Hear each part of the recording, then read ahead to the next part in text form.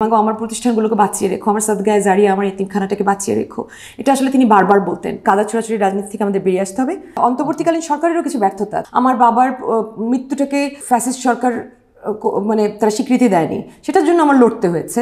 আমার বাবা মার সারা জীবনের সাংসারিক সঞ্চয় তারা তছনছ করে দেয়। নেত্রী যেরকম আপোষহীন ছিলেন, তিনিও আপোষহীন রাজনীতি করে আসছেন। রাজনৈতিক যারা নেতা তাদের মাঝে মাঝে গা ঢাকা দিতে হয় দলের স্বার্থে। দেশের নাম্বার 1 ট্রেডিং অ্যাপ ইউএফটি ফার্স্টে পাচ্ছেন ট্রেডিং এর সব সুবিধা, dual exchange access, company analysis, portfolio তৈরি করা সহ আরও অনেক ইউনিক ফিচারের সাথে ট্রেড করতে ডাউনলোড করুন এক্ষুনি।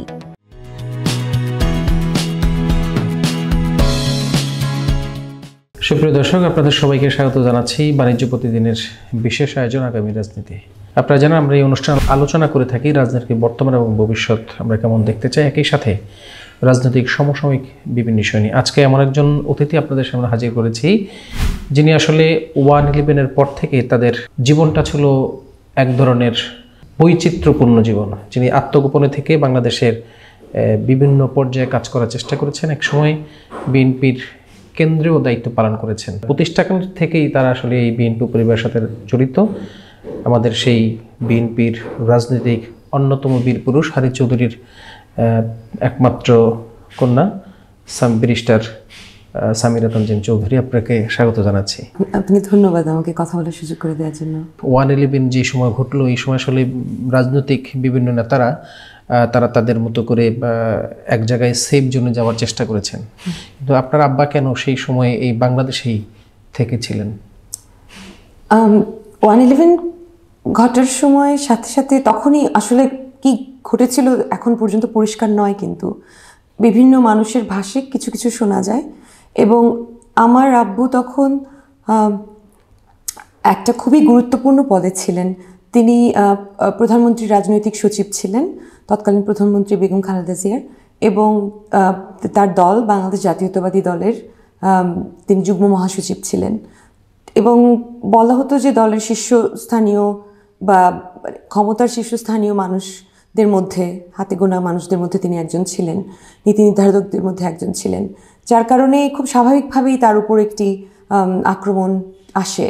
এবং তখন তার এটার জন্য খুব একটা প্রস্তুতি তো তার ছিল না, যেটা আমি ব্যক্তিগতভাবে জানি। আমার বাবা এবং আমাদের পারিবারিকভাবে আমরা যতটুকু জানি, 1/11-এর পেছনে হয়তো অনেকগুলো বিশ্বাসঘাতকতা কাজ করে। কিছু মানুষ কিছু রোল প্লে করেছিলেন যেটা হয়তো বা এক্সপেক্টেড ছিল না, যার কারণে বাংলাদেশ জাতীয়তাবাদী দলকে একটি চরম বেকায়দার মধ্যে পড়তে হয়। এবং আমার ব্যক্তিগত অভিজ্ঞতা যেটা আমার বাবার সাথে, সেটা হচ্ছে যে আমার বাবা সেটার জন্য প্রস্তুত ছিলেন না। তিনি এটা আসলে he didn't see it coming, তো তার কোনো প্রস্তুতি ছিল না। এবং আর কখনো মানে দেশে একটা কিছু ঘটার সাথে সাথে তিনি পালিয়ে যাবেন সেরকম মন মানসিকতার মানুষ তিনি ছিলেন না। তিনি একজন মুক্তিযোদ্ধা ছিলেন। এর আগেও বিভিন্ন রাজনৈতিক কারণে তাদেরকে বা তার মতো তার সহযোদ্ধাদের বা রাজনৈতিক যারা নেতা তাদের মাঝে মাঝে গা ঢাকা দিতে হয় দলের স্বার্থে। কারণ এরকম সময় দলের কি পার্সনদেরকে ইউজ করে যখন একটা প্রেসিভ ফোর্স যখন মানে বেআইনিভাবে একটা ক্ষমতা দখলের চেষ্টা করে, তখন তাদের উপরে বেআইনিভাবেই এরকম যে আক্রমণ চলে আসে, তাদের পরিবারের উপর যে নিষ্পেষণটা নেমে আসে, সেটাকে ব্যবহার করে সেটা লেভারেজ নিয়ে একটা দলকে বা দেশের রাজনীতিকে ক্ষতিগ্রস্ত করার যে একটা প্রবণতা আমাদের ইতিহাস বলে, সেটা থেকে বাঁচার জন্যই নেতারা আত্মগোপনে যেতে বাধ্য হন বা অ্যাভেলেবল থাকেন না, যাতে তার দ্বারা দলের কোনো ক্ষতি হয় না, তার দেশের জন্য কোনো ক্ষতি না হয়। তো আমার বাবা তখন সাথে সাথেই আত্মগোপনে যান, হাইকমান্ডের সাথে যোগাযোগ করেন, তার নেত্রী বেগম খালেদা জিয়ার সাথে যোগাযোগ করেন।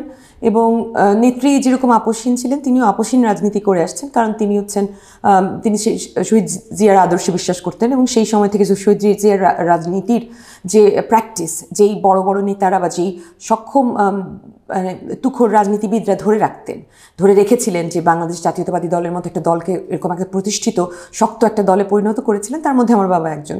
সো তিনিও আপোষহীন রাজনীতিবিদ এবং তার নেত্রীও আপোষহীন ছিলেন। সো ওনারা কখনো মানে আত্মসমর্পণের পথে যাবেন না বা পালিয়ে যাবেন না, মানে সেটা তো করবেন না।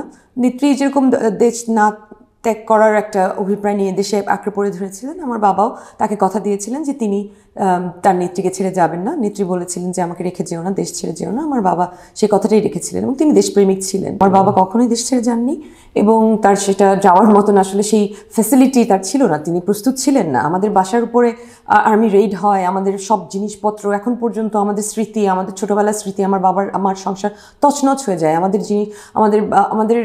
আমার বাবা মার সারা জীবনের সাংসারিক সঞ্চয় তারা তছনছ করে দেয়।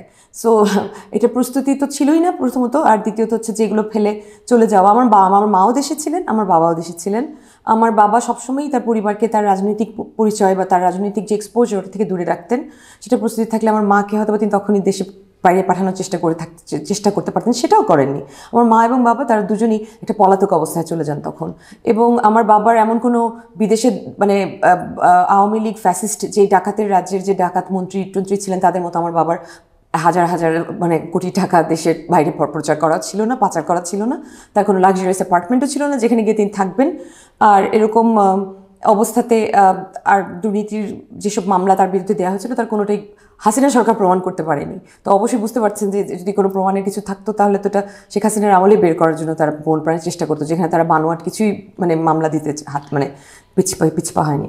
গ্রিন রোডের মতো জায়গায় এখানে পান্থপথে মতো অবস্থান করেছিলেন। যে এই পান্থপথে আসলে উনি কি স্বাভাবিক কোনো মানুষের সাথে এরকম চলাফেরা করতেন যে ওই সময় তিনি তার নিজ পরিচয়ে চলাফেরা করতেন না। প্রথমত প্রায় 3 বছরের মতন তিনি এখানে সেখানে পালিয়ে বেরিয়েছিলেন। প্রথমে সিলেটে ছিলেন, তার গ্রামে যান একদম শুরুতে, তারপর ওখান থেকে আবার ফিরে আসেন একটা ডাইভার্সন ক্রিয়েট করে। তারপর কিছুদিন সিলেট থাকেন, তারপর ঢাকার বিভিন্ন জায়গায় থাকতে থাকতে তিনি পান্থপথে স্থান নেন। 11 বছর তিনি পান্থপথে গা ঢাকা দিয়েছিলেন। তিনি একটি নতুন আইডেন্টিটি নিয়েছিলেন, প্রফেসর মাহমুদুর রহমান, এবং সেই আইডেন্টিটি নিয়ে এবং তার গেট আপটা সম্পূর্ণ ডিফারেন্ট ছিল। তাকে যে আপনারা যে চেহারায় দেখে অভ্যস্ত, কারণ তিনি একটা খুবই পরিচিত মুখ ছিলেন, সেরকম সুটেড বুটেড মুস্টাশ ছিল সেরকম ছিলেন না। তিনি তার দাড়ি ছিল লম্বা, পাঞ্জাবি লুঙ্গি পরে চলাফেরা করতেন, খুব সাধারণ জীবনযাপন করতেন, ছোট্ট একটা অ্যাপার্টমেন্টে মোটামুটি খুবই নীরবে জীবনটা যাপন করতেন। আর যা বাইরে বেরোতেন, বাজার করতেন, মসজিদে যেতেন, নিয়মিত ফার্মেসিতে যেতেন। আইডেন্টিটিটা নেওয়া লাগে তার চিকিৎসার প্রয়োজনের জন্য, কারণ তিনি তিনি ক্যান্সারের রোগী ছিলেন, ক্যান্সার থেকে তিনি বেঁচে আসেন। তো সেই কারণে যে তার চিকিৎসার দরকার হয়, তার একটা আইডেন্টিটির প্রয়োজন হয় এতগুলো বছর গা ঢাকা দিয়ে থাকতে হলে। এবং তিনি যেহেতু খুব মেরিটোরিয়াস ছিলেন, খুবই মেধাবী একজন মানুষ ছিলেন, মেধাবী রাজনীতিবিদ ছিলেন, তো তার জন্য এটা খুব একটা কঠিন হয়নি আসলে। তার অভিজ্ঞতা তাকে সেই সাহায্য করেছে এবং আল্লাহরও একটা রহমত ছিল তার উপর। আপনাদের জীবনটা কেমন কেটেছে? আপনাদের সাথে কি তার কোনো যোগাযোগ ছিল সময়? শুরুর দিকে ছিল না, কারণ আমাদের কাছে ওয়ান ইভেন্ট ঘটার সাথে সাথে বলা হয় দেশ থেকে কোনো ফোন যেন আমরা রিসিভ না করি। আমরা তখন ব্রিটেনে, আমি তখন মাত্র বারাট লো শেষ করেছি। তারপর আমার ভাই, আমরা একা ছিলাম। তারপর আমি চাকরিতে জয়েন করি। কিন্তু তখন ওই আব্বুর সাথে বা আম্মুর সাথে প্রথম 2-3 বছর একদমই যোগাযোগ ছিল না। হঠাৎ করে মা বাবা হারা হওয়া বা দেশে এরকম একটা ঘটনা ঘটা, আমি আর আমার ভাই একটা ভয়ঙ্কর সময় পার করেছি, একটা ট্রমার মধ্যে দিয়ে গিয়েছি। মর্মান্তিক একটা সময় ছিল। বাবা বেঁচে আছে কিনা হঠাৎ করে এই যেভাবে করে বিএনপির নেতারা গ্রেফতার হচ্ছিলেন, তাদেরকে যেভাবে নাজেহাল করা হচ্ছিল, দলের নেতৃস্থানীয় লোকজনদেরকে যেভাবে করে হেনস্থা করা হচ্ছিল, আমরা জাস্ট প্রতিদিন আতঙ্কে থাকতাম যে কখন হঠাৎ করে আমার বাবাকে দেখবো যে তাকে তারা হেনস্থা করে নিয়ে গেছে বা তাকে অ্যারেস্ট করেছে। সো একটু ভয়ঙ্কর সময় গিয়েছে। তারপরে আস্তে আস্তে আব্বু যখন একটু সেটেলড হন, তারপরে তাদের উপরে যে প্রকোপটা যখন একটু কাম ডাউন করে, তখন আস্তে আস্তে আব্বুর সাথে এবং আম্মুর সাথে আমাদের যোগাযোগ প্রতিস্থাপিত হয় এবং এক পর্যায়ে আব্বু আমার কাছে পাঠিয়ে দিতে সক্ষম হন এবং তিনি নিজে দেশ ত্যাগ করেন না। আর আম্মু তখন পিটিএসডির শিকার, মানসিকভাবে প্রচণ্ডভাবে বিপর্যস্ত ছিলেন। আপনার বাপের স্বপ্ন পূরণে কি আপনারা কাজ করতে চান ভাই বোন দুজনেই? আমার বাবা তার এলাকা নিয়ে যে স্বপ্ন দেখেছেন তার জন্য তিনি অনেক কাজ করে গেছেন। তার এলাকার জন্য বাংলাদেশে সিলেট 5, কানাইঘাট, জকিগঞ্জে যত উন্নয়ন, একদমই খুবই রিমোট এলাকা, একেবারেই বর্ডার। আমার দাদু বাড়িতে যেতে গেলে আপনারা দেখবেন যে ইন্ডিয়ার পাহাড় দেখা যাচ্ছে। সো ওরকম একটা জায়গায়, এত রিমোট জায়গায় যা উন্নয়ন ঘটেছে, যে এত একটা মানে পশ্চাৎপদ জনপদ থেকে এটাকে যতটুকু এগিয়ে আনা, শিক্ষা দীক্ষার থেকে শুরু করে রাস্তাঘাট, ব্রিজ নির্মাণ, এগুলো সব কিছুই বিএনপির আমলে হয় এবং সব কিছুই আমার বাবার হাতে হয়। মানে একজন এলাকার নির্বাচিত জনপ্রতিনিধি ছিলেন না, তিনি যেহেতু মানে কেন্দ্রীয় রাজনীতি করতেন এবং তিনি রাজনৈতিক সচিব ছিলেন, এবং বেগম জিয়ার রাজনৈতিক সচিব থাকার কারণে এবং পুরো মানে প্রাইম মিনিস্টার্স অফিসের অনেক দায়িত্ব, গুরু দায়িত্ব তার উপর ছিল। তাছাড়া তার তিনবারের নির্বাচন কমিশনের বিএনপির পক্ষ থেকে, তারপরে 4 দলীয় ঐক্যজোটের পক্ষ থেকে নির্বাচন পরিচালনা কমিটির তিনি সদস্য সচিব ছিলেন। তো এই ধরনের দায়িত্বগুলো তিনি পালন করতেন, কিন্তু তার হাত ধরেই এলাকাতে নির্বাচনের নমিনেশনগুলো তার হাত দিয়ে যেত তার দলের। তো এবং এলাকার ব্যাপারে তিনি আপোষহীন ছিলেন, এবং তিনি সবসময় বলতেন, তার বক্তৃতাতেও আছে যে আসুন না, এলাকার উন্নয়নের জন্য আমরা দলমত নির্বিশেষে কাজ করি।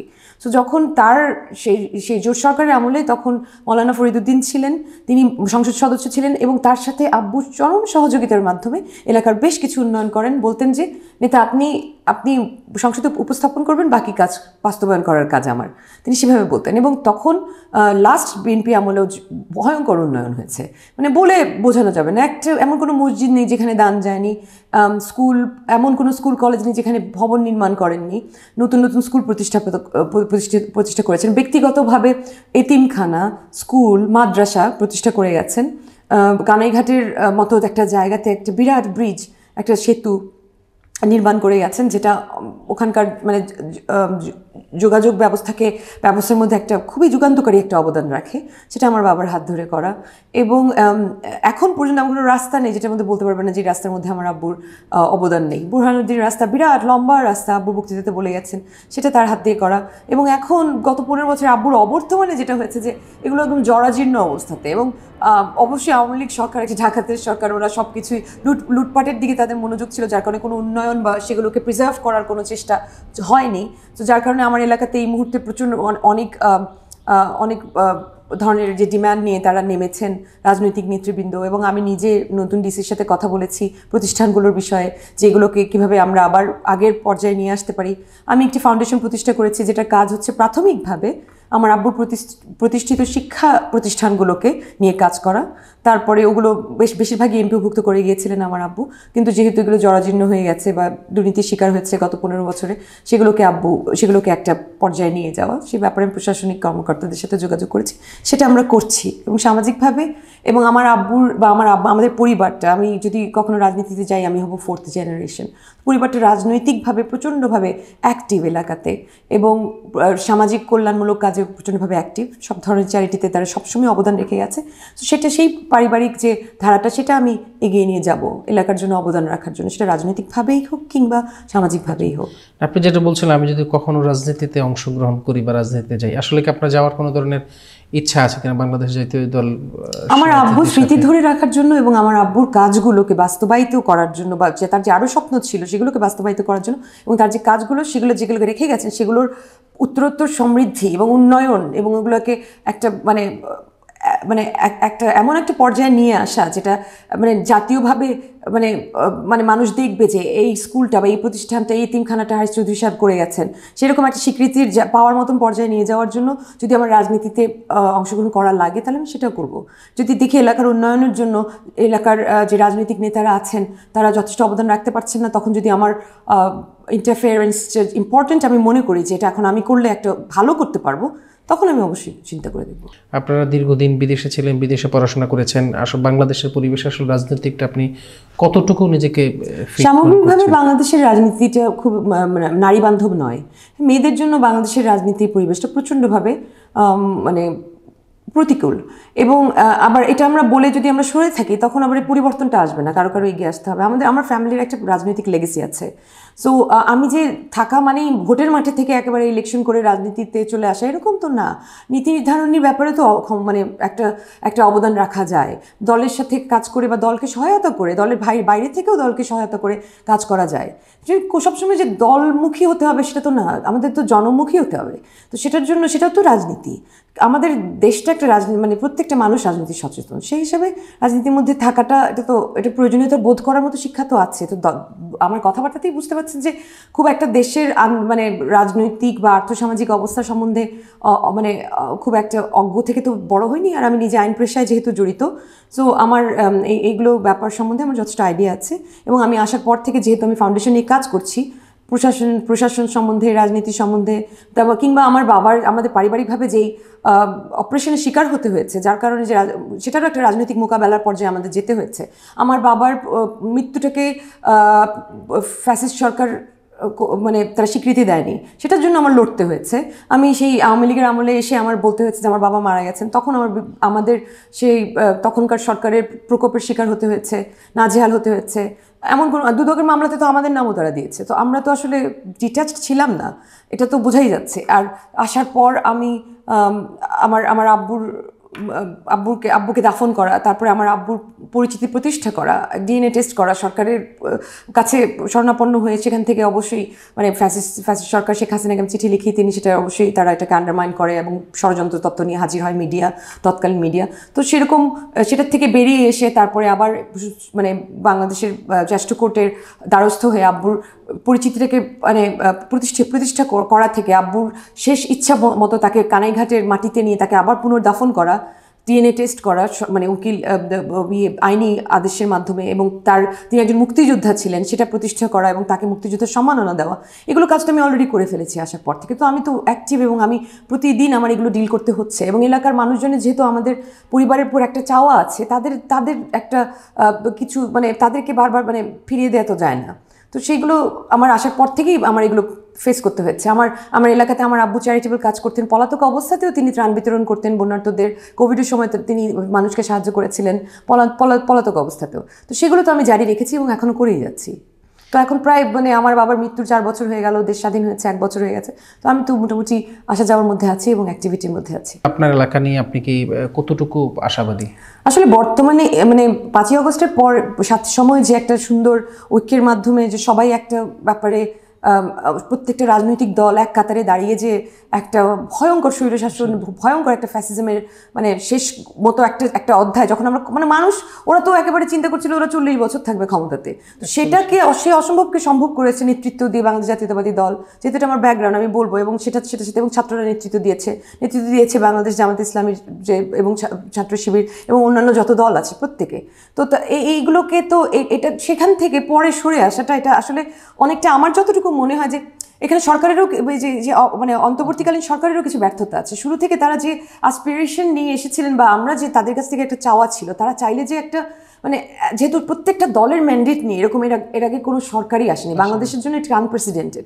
তো তাদের আসলে অনেক কিছু করার ক্ষমতা ছিল, তারা অনেক অবদান রাখতে পারতেন। তো তাদের যেই অপারগতাগুলো মানে সেগুলো অনেকটা আসলে বাংলাদেশের বর্তমান পলিটিক্যাল টার্মোইলের জন্য দায়ী আমি মনে করব, যার কারণে একটা সাংঘর্ষিক পরিস্থিতি সৃষ্টি হয়েছে, আইন শৃঙ্খলার চরম বিপর্যয় ঘটেছে।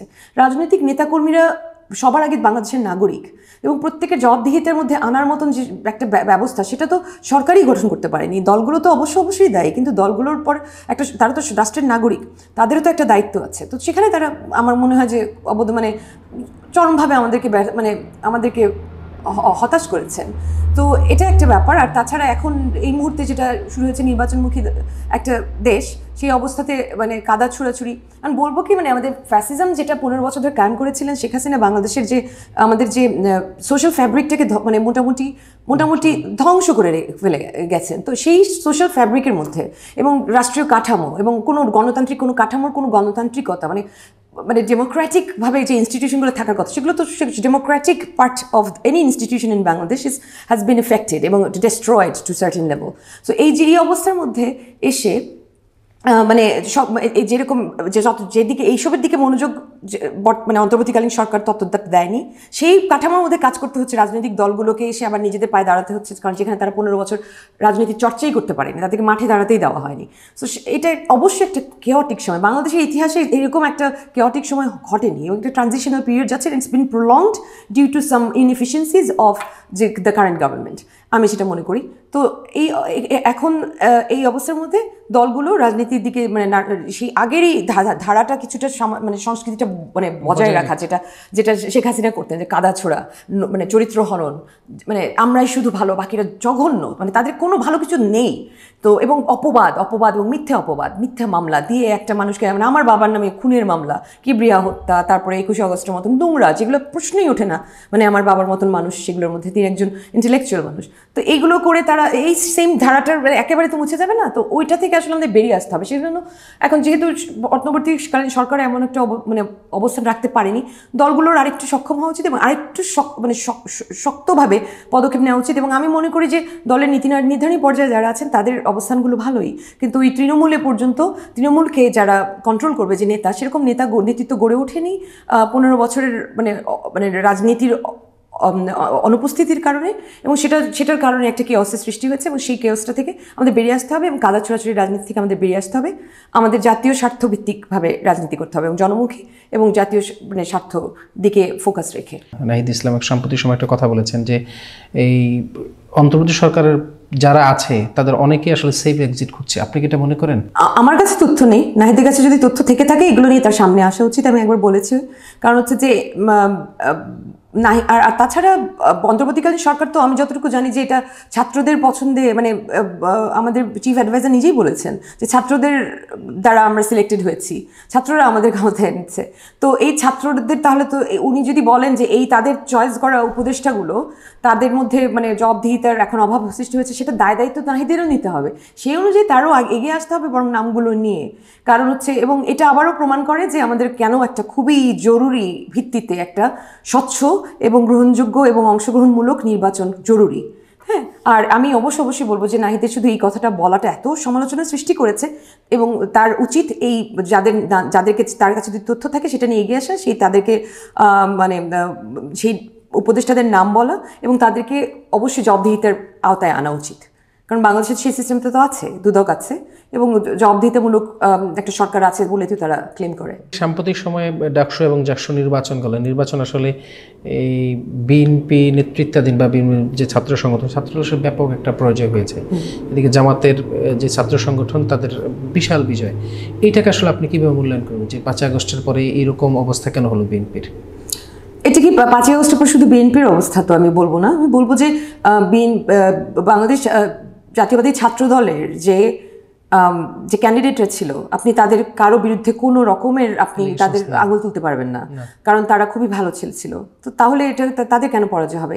এটা হচ্ছে, আর তাছাড়া এটা একটা ছাত্র সংগঠন এবং একটা ছাত্রদের একটা মানে নির্বাচন। তো এটা আসলে জাতীয় রাজনীতিকে ডিফাইন করে না এটা। আর তাছাড়া আর দ্বিতীয়ত আরেকটা ব্যাপার হচ্ছে যে ভোটের ব্যবধান নিয়ে প্রশ্ন আছে। আমি এটা অবশ্যই সাধুবাদ জানাই ছাত্র শিবিরকে তাদের যে নিরঙ্কুশ জয়ের জন্য, কিন্তু ব্যবধানটা নিয়ে যে প্রশ্নগুলো উঠেছে, নীলক্ষেত কাণ্ড যেগুলো ব্যাপারগুলো যেগুলো সামনে এসেছে, সেটা প্রচণ্ডভাবে দুর্ভাগ্যজনক।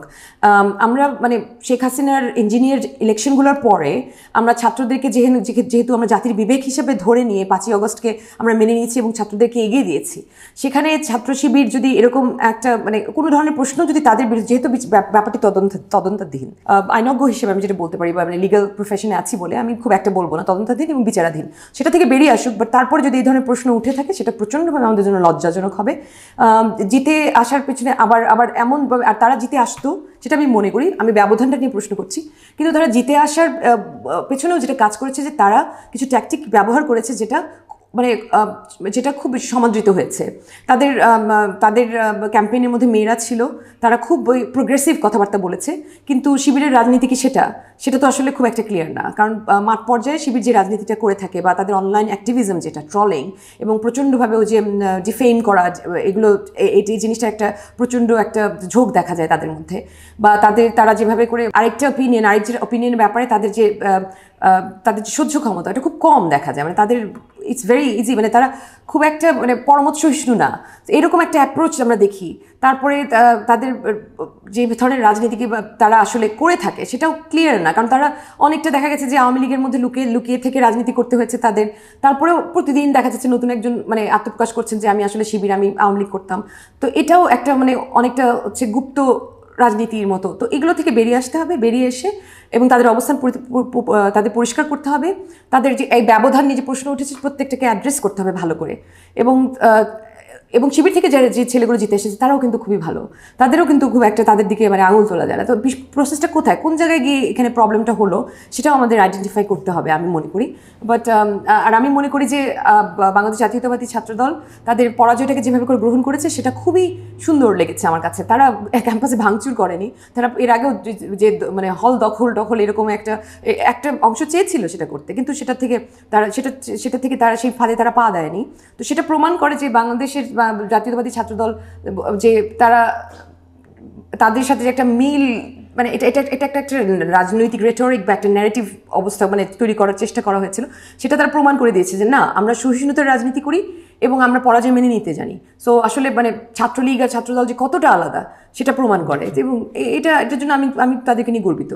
ছাত্রদল আসলে আমার অনেক আদরের একটা জায়গা। ছাত্র শিবির, ছাত্র এবং অন্যত ছাত্র সংগঠনগুলো আছে, তারা আসলে মানবিক ছাত্র রাজনীতির পক্ষে দাঁড়িয়েছে, এটা আপনার চোখে আসছে কিনা আমি জানি না, যেহেতু এই পানির ফিল্টার দেয়া, চিকিৎসা সেবা করা, তারপরে নতুন পরীক্ষার্থী আসলে তাদেরকে গাইডলাইন দেয়া, এই যে সামগ্রিক বিষয়, এটাকে আসলে আপনি কিভাবে মূল্যায়ন করবেন ছাত্র রাজনীতির? আমি বরং মনে করি এটা হচ্ছে progressive side of student politics in Bangladesh. এবং বাংলাদেশের স্টুডেন্টদের পলিটিক্স করার দরকারটা কি, তাদের এসে তাদের যে মূল রাজনীতির ধারার মধ্যে ইন্টারফারেন্সের তো দরকার নেই। তাদের তো পড়ালেখা, তাদের নিজেদের উন্নয়নমূলক দিক দিয়েই তাদের ফোকাস করা উচিত, এবং সেদিকে তারা যে ধাবিত হচ্ছে। কারণ আমি আসলে খুব একটা পক্ষপাতী না যে তারা তাদের দলের পক্ষে রাস্তায় নেমে মারামারি করবে। আমি চাই যে তারা ছাত্র, তারা তাদের ভবিষ্যৎ গঠনের দিকে তারা মনোযোগ দিক, রাজনৈতিক তাদের সচেতনতা থাকুক, এবং সেটা তাদের ক্যাম্পাস ভিত্তিক হোক, এবং সেটা ক্যাম্পাস ভিত্তিকভাবে তারা শিখে বড় হোক, রাজনীতিটা শিখুক তারা ছাত্র অবস্থাতে, শিখে তারপরে যেমন এই যে উপদেষ্টাদের মধ্যে ছাত্রদেরকে যে মানে ঢোকানো হয়েছিল সেটার আমি খুবই বিরোধী ছিলাম। আমি মনে মনে এটা কখনো আমি এটার পক্ষে ছিলাম না, এবং তার পরিণাম তো আমরা দেখতেই পাচ্ছি। কারণ যখন শিক্ষা অর্জনের সময়, যখন শেখার সময়, তখনই তোমাকে যদি দায়িত্বগুলো দেওয়া হয়, তোমার অভিজ্ঞতার অভাব তো পরিলক্ষিত হবে, এবং সেটা ইজিলি হয়েছে। এবং তারা যেহেতু মানে তাদের মন হচ্ছে এমন একটা পর্যায়ে যেটাকে ইজিলি ইনফ্লুয়েন্স করে ফেলা যায়, ম্যানিপুলেটেড করে ফেলা যায়, আবার ওটাকে করাপ্ট করে ফেলা যায়, তারা একটা ভালনারেবল অবস্থা, তারা ইয়াং জেনারেশন। তো সেটার সুবিধা নেওয়া দেখেছি আমরা, সেটাও হচ্ছে এখন।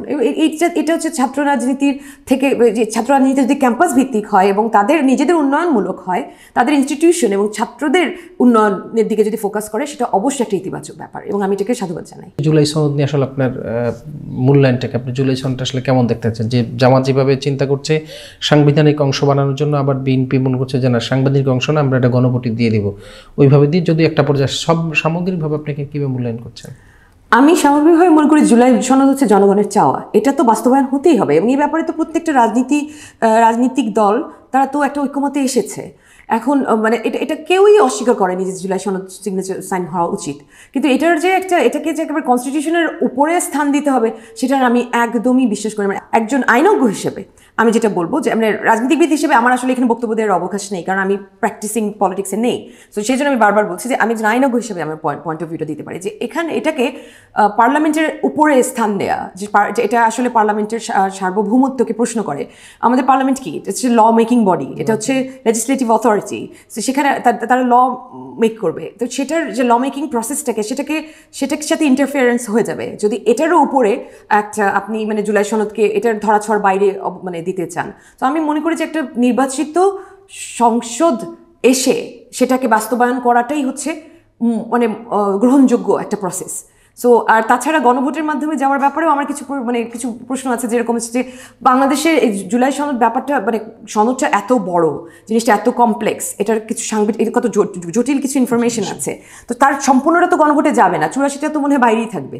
তো তাহলে এটার ইমপ্লিকেশনটা কী হবে? মানুষ যদি এটাকে মানে সায় দিয়ে দেয় গণভোটের মাধ্যমে, তারপরে বাকি যে ধারাগুলো, বাকি প্রত্যেকটা যে উপস্থাপনা ওটার মধ্যে, সেগুলোর ব্যাপারে মানুষের কি যথেষ্ট মানে অবহিত করা হয়েছে, তাদের কি সেই আন্ডারস্ট্যান্ডিংটা আছে, সেটাই আমার প্রশ্ন আছে। আর গণভোট প্রক্রিয়াটাও কিভাবে হবে সেটাও এখনো পর্যন্ত ক্লিয়ার না।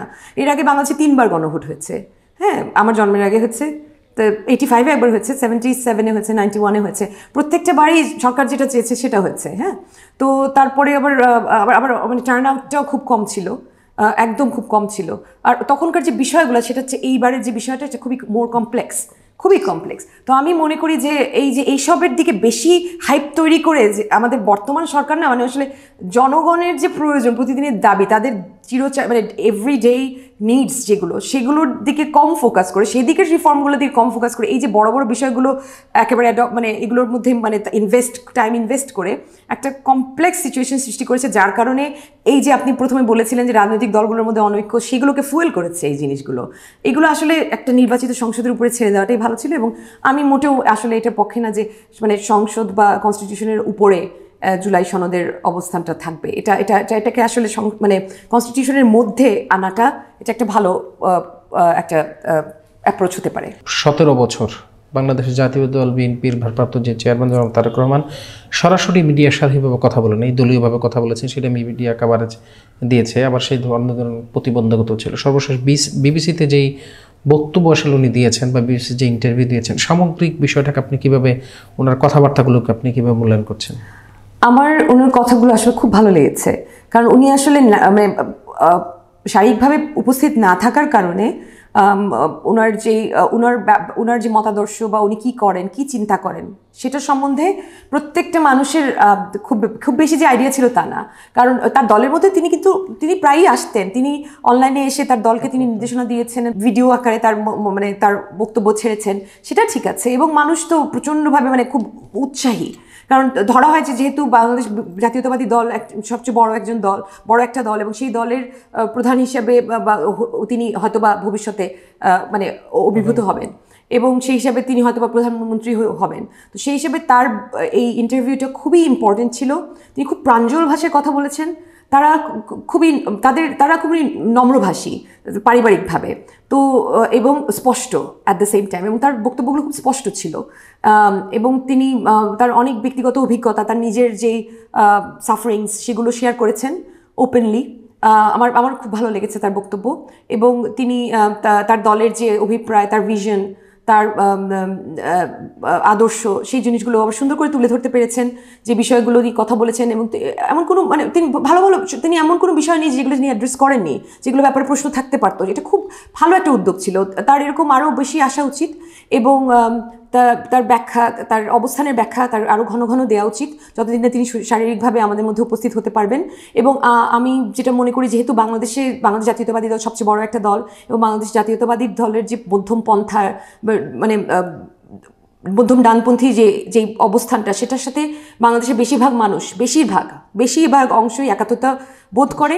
সেই অনুযায়ী তার যে মানে অবস্থানটা, সেই অবস্থানটা জানার জন্য পুরো বাংলাদেশ মুখিয়ে আছে।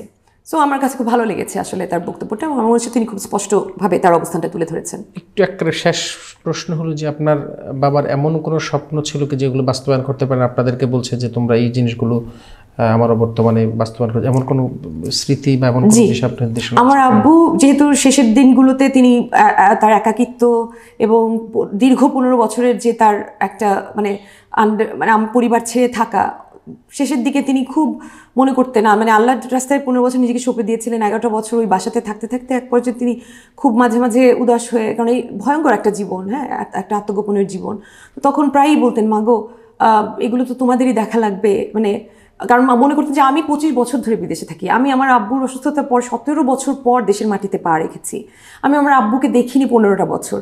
সো আমার আব্বু মনে করতেন যে তার ছেলে মেয়ে হয়তো আর দেশে কখনো আসবে না, তাদের একটা মানে এস্টাবলিশড লাইফ আছে বিদেশে। তো তিনি যার কারণে আমাদেরকে উৎসাহ দেওয়ার চেষ্টা করতেন খুব তার পক্ষ থেকে, যে মাগো তোমাদেরই তো এগুলো দেখা লাগবে, মাগো তুমি এসে, আমি তো যেহেতু বড় সন্তান, তিনি আমাকে বড় সন্তান হিসেবে বড় করেছেন। আর আমার ভাই খুবই ইন্টেলেকচুয়াল দিক দিয়ে, যেহেতু সে একটা এনার্জি ট্রেডার, সুইস গভর্নমেন্টের সিনিয়র এনার্জি ট্রেডার, তো তার এত ব্যস্ততা। আর আমি সায়েন্সের স্টুডেন্ট ছিলাম, আব্বুর কথায় আমি আইন পড়েছি, তো আব্বুর ইচ্ছা ছিল যে আমি এইদিকে হয়তো মনোযোগ দেব। তো সেটাই বলে গেছেন যে মাগো আমার প্রতিষ্ঠানগুলোকে বাঁচিয়ে রেখো, আমার সাদগায়ে জারিয়া, আমার এতিমখানাটাকে বাঁচিয়ে রেখো। এটা আসলে তিনি বারবার বলতেন যে মাগো এগুলো তো তোমাদের জন্যই করে গেছি, মানে তার 50 বছরের রাজনৈতিক লেগেসি, তার দেশের জন্য তার অবদান, তার তৈরি করে যাওয়া ইমেজ, তাহলে এগুলো তো তোমাদেরই ধরে রাখতে হবে, এগুলো প্রায়ই বলতেন। তারপরে আব্বুর তৈরি করা টেকনিক্যাল কলেজ আছে চতুলে, সিলেটের ওই কানেঘাটে, তারপরে তার তৈরি করা মুলাগুল স্কুল একদম বর্ডারে, লভাছড়া, খুবই সুন্দর জায়গা, ওগুলো জায়গায় নৌকা নিয়ে যেতে হয়, সেখানে সেটার দায়িত্ব, এগুলো বলে গেছেন। যার কারণে একদম প্রাথমিকভাবে আমি ওটাকে প্রাধান্য দিই। হারিস চৌধুরী ফাউন্ডেশন যেটা আমি মানে যেই উদ্যোগটা নিয়েছি সেটার দিকে আমি দাবি করছি। এটা টোটালি আমি আজকে দেশে এসেছি আমার বাবার রাজনৈতিক হাল যে ধরবো সেটা না, আব্বুর সেটা যে কোনো কিছু, আব্বুর যে কাজগুলো অপূর্ণ রয়ে গেছে, কারণ তিনি একদম অ্যাব্রাপ্টলি তিনি সিন থেকে তার চলে যেতে হয়, কিন্তু তিনি তো ছিলেন, তিনি দেখেছেন, তিনি কষ্ট পেয়েছেন, মাঝে মাঝে আমাদের সাথে শেয়ার করেছেন। সেই কাজগুলো যেন আমি করতে পারি, সেটা তো আমার সন্তান হিসেবে তার ওয়াসিয়ত, সেটাই আমার বাবার ওয়াসিয়ত। তো সেটাই তো আমার বাবার মান সম্মান, তার যে একটা অবস্থান সেটাকে ধরে রাখা এবং সেটাকে মানে স্মৃতির মধ্যে মানে যাতে গেঁথে রাখা, একটা মুক্তিযোদ্ধা হিসেবে তার অবদান, তার একটা 50 বছরের একটা বর্ণাঢ্য জীবন, সেটা মানুষের কাছে তুলে ধরা, 50 বছর সে কষ্ট করে তিনি মারা গেছেন সেটা মানুষকে জানানো, সন্তান হিসেবে তো এটা আমার দায়িত্ব, পিতার প্রতি তো প্রত্যেকটা সন্তানের এটা দায়িত্ব। তো আমি তো সেটা পালন করতে এসেছি।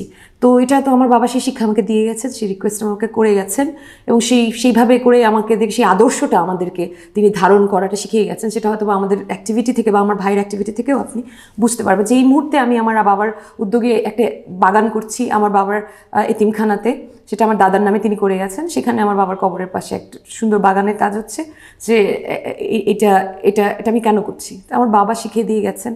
বাচ্চাদের জন্য এখানে এখন কোনো বাগান নেই, এটা খুব মানে একটা অবহেলাতে পড়েছিল এতিমখানাটা, সেটাকে গুছাচ্ছি। তারপরে তার ইনস্টিটিউশনগুলো হচ্ছে যোগাযোগ করছি, তাদের কমিটিগুলো ব্যাপার নিয়ে কথাবার্তা বলছি, এগুলো আব্বু বলে গেছেন। আপনার মূল্যবান সময় থেকে আমাদেরকে সময় দেওয়ার জন্য ধন্যবাদ জানাচ্ছি। আবার আমাকে কথা বলার সুযোগ করে দেওয়ার জন্য আপনাদের কাছে আবারও ধন্যবাদ, এবং আমার ফাউন্ডেশনের পক্ষ থেকে সবাইকে শুভেচ্ছা। আসসালামু আলাইকুম। সুপ্রিয় দর্শক, আমরা তখন শুনছিলাম বাণিজ্য প্রতিদিনের বিশেষ আয়োজন আগামী রাজনীতি। আজকে অতিথি হিসেবে উপস্থিত ছিলেন বিএনপি চেয়ারপারসন বেগম খালেদা জিয়ার সাবেক রাজনৈতিক সচিব, বীর মুক্তিযোদ্ধা জনাব আবুল হারিস চৌধুরীর জ্যেষ্ঠ কন্যা ব্যারিস্টার সামিরা তানজিন চৌধুরী। এতক্ষণ আমাদের সাথে থাকার জন্য আপনাদের সবাইকে ধন্যবাদ জানাচ্ছি। যারা দেখছেন, পরবর্তী দেখবেন, সবাইকে ধন্যবাদ জানিয়ে আবারও বিদায় নিচ্ছি। আল্লাহ হাফেজ।